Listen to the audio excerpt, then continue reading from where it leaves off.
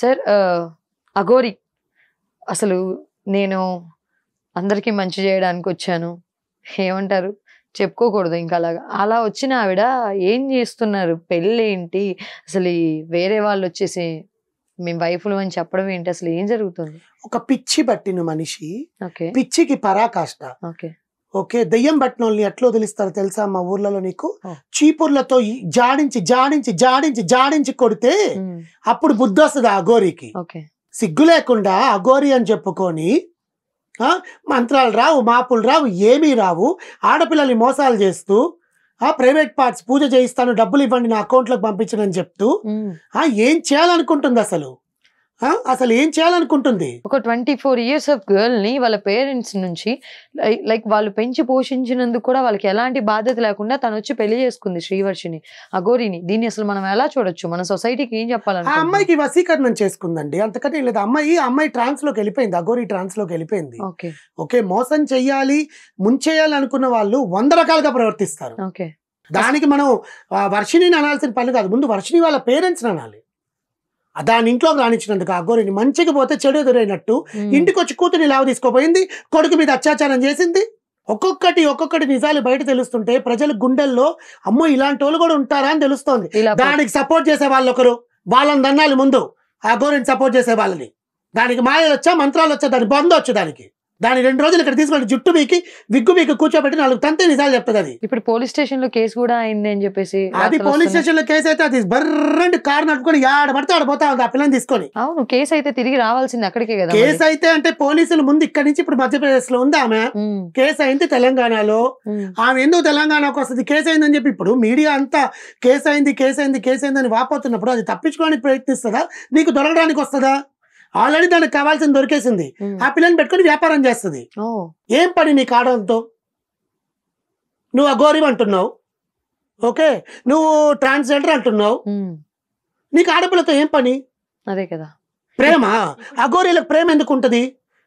కొంతమంది మాట్లాడుతున్నారు ప్రబోధులు అఘోరీలు పెళ్లి చేసుకోకూడదా, ప్రపంచానికి ఒక కొత్త జీవితాన్ని చూపిస్తున్నారు అఘోరీలు అని చెప్పి. ఏం జీవితం చూపిస్తున్నారు? దాని బొంద జీవితాన్ని చూపిస్తున్నారు అఘోరీలు. ఇప్పుడు ఇలా పెళ్లి చేసుకొని ఇలా హిందూ సనాతన ధర్మం గురించి మాట్లాడుతుంది, సనాతన ధర్మం గురించి ఉన్నాను అది ఇదని చెప్పేసి. సనాతన ధర్మంలో అఘోరీలు పెళ్లి చేసుకోవచ్చా అని చెప్పి యాడుందో దాన్ని చెప్పండి అమ్మా ఒకసారి. పోనీ పెళ్లి చేసుకున్నా ఇక్కడ పెళ్లి చేసుకొని పాటలు పాడుతుంది. కొత్తగా పెళ్ళైన నూతన వధువరులం మేము హనీమూన్కి కూడా పోతున్నావు. ఏం చేయడానికి పోతున్నావు హనీమూన్కి నువ్వు? నాకు అర్థం కావట్లా. వాళ్ళు చేష్ట వికృత చేష్టల గురించి. వాళ్ళు అసలు వికృత చేష్టల తర్వాత పక్కన పెట్టండి, అఘోరి అని పేరు తీసేవా ప్లీజ్. ఓకే, ఇంకేదైనా పెట్టుకో, శ్రీవల్లి అని పెట్టుకో, శ్రీవర్షిని శ్రీవల్లి ఒప్పుకుంటది. సుప్రీంకోర్టు కూడా నీకు ఆమోదం ఇస్తుంది. ఇద్దరు మేజర్లే కాబట్టి మీ ఇద్దరు కలిసి ఉండొచ్చు అని. దట్ ఈస్ వాట్ ఎల్జిబిటి కమ్యూనిటీకి సుప్రీంకోర్టు ఎప్పుడైనా ఆమోదం ఇచ్చింది. ఇద్దరు సేమ్ సెక్స్ జెండర్స్ ఉండవాళ్ళు ఖచ్చితంగా పెళ్లి చేసుకోవచ్చు, సహజీవనం చేయొచ్చు, ఏమైనా చేసుకోవచ్చు. అది సమాజం కూడా యాక్సెప్ట్ చేస్తుంది. నువ్వు దేవుడి పేరు పెట్టుకొని, మతం పేరు పెట్టుకొని, సనాతన ధర్మం అని పెట్టుకొని శివయ్య అంటావు, దుర్గాదేవి అంటావు, కాళీమాత అంటావు, నీ బంధ అంటావు. గుళ్ళో పెళ్లి చేసుకోవడం ఆ వీడియోలను మనం చూసాం. అదే చెప్తున్నా కదా, అదొక ఫేమ్, అదొక పైత్యం. పెళ్లి చేసిన వాళ్ళు చుట్టూ ఉండి పెళ్లి చేసిన వాళ్ళు కూడా వీళ్ళ మనుషులే. డబ్బులు ఇస్తే ఎవడైనా చేస్తాడుగా. మధ్యప్రదేశ్ అది, ఇదే ఆంధ్ర తెలంగాణనా? ఏ శాస్త్రంలో ఉందమ్మా అఘోరీలు పెళ్లి చేసుకుంటారని? సన్యాసంలోకి వెళ్ళి, అది నీకు జీవితంలో విరక్తి పుట్టినప్పుడే సన్యాసంకి వెళ్తావు. నువ్వు సన్యాసంలోకి వెళ్ళి మళ్ళీ నువ్వు ఇంకొకటి ఉంచుకోవడం ఏంటి? అదేం పైత్యం? దానికి కరెక్ట్ వాడు దొరకలేదండి. పోలీసులు కూడా అది పిచ్చిది అని లైట్ తీసుకుంటున్నారు ఫస్ట్.